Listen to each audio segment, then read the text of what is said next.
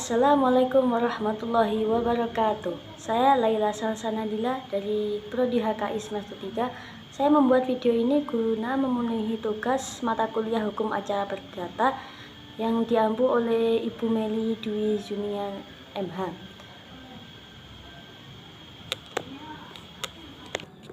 Oke, pada kesempatan kali ini saya akan membagikan sebuah topik yang menarik untuk teman-teman, yaitu pelaksanaan keputusan hakim.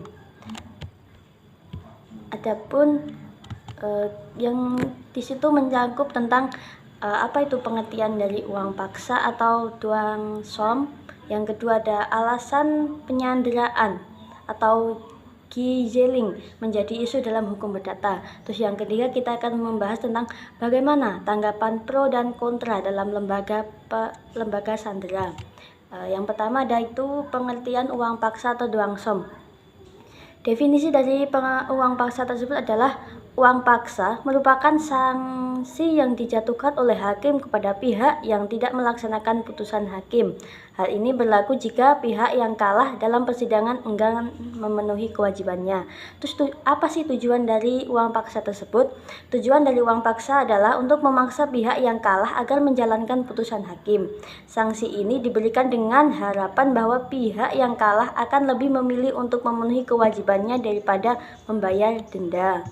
Terus yang kedua itu kita membahas tentang alasan penyanderaan atau gizeling.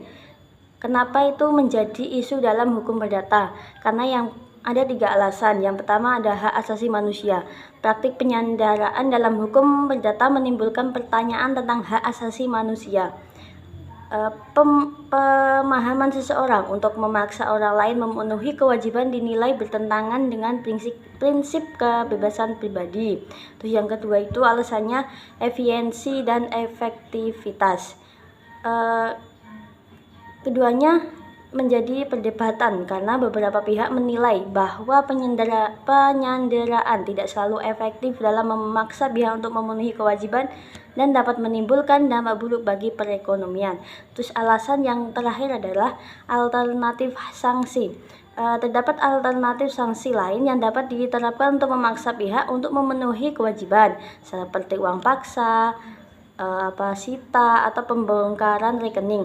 Hal ini menimbulkan pertanyaan tentang perlunya keberadaan lembaga sandera dalam sistem hukum perdata. Oke, lanjut. Materi yang ketiga yang akan kita bahas adalah tanggapan pro dan kontra lembaga sandera.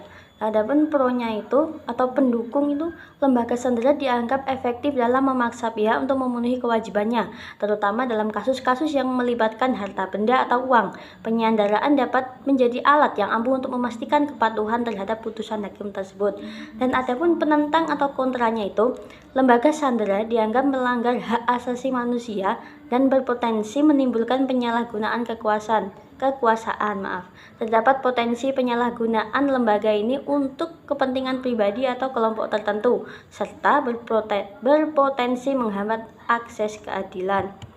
Nah, pertimbangan etika dan hukum atas pro kontra itu yang pertama ada keadilan. Lembaga sandera harus dijalankan dengan adil dan tidak diskriminatif. Pemilihan target harus didasarkan pada objektivitas dan tanpa adanya prasangka atau kepentingan pribadi. Yang kedua ada hak asasi ya.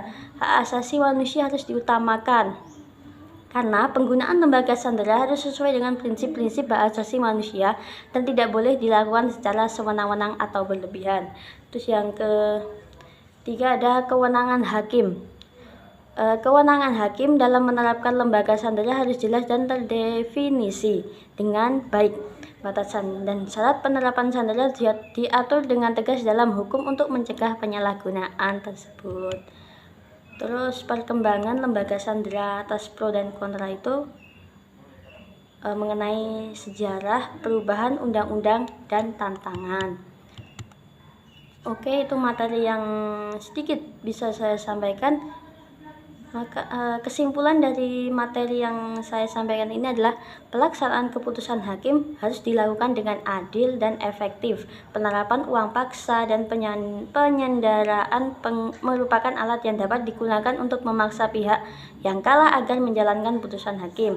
Namun, penting untuk mempertimbangkan etika, hak asasi manusia, dan efektivitas dalam penerapannya. Peningkatan regulasi dan implementasi yang adil dan transparan diperlukan untuk memastikan bahwa lembaga sandera dijalankan dengan baik dan tidak menimbulkan penyalahgunaan. Oke, sekian presentasi saya hari ini. Jika ada kurangnya, saya mohon maaf yang sebesar-besarnya. Semoga apa yang saya sampaikan berguna untuk diri saya sendiri dan banyak orang pada khususnya ya. Terima kasih. Wallahul muwafiq ila aqwamit thoriq. Wassalamualaikum warahmatullahi wabarakatuh.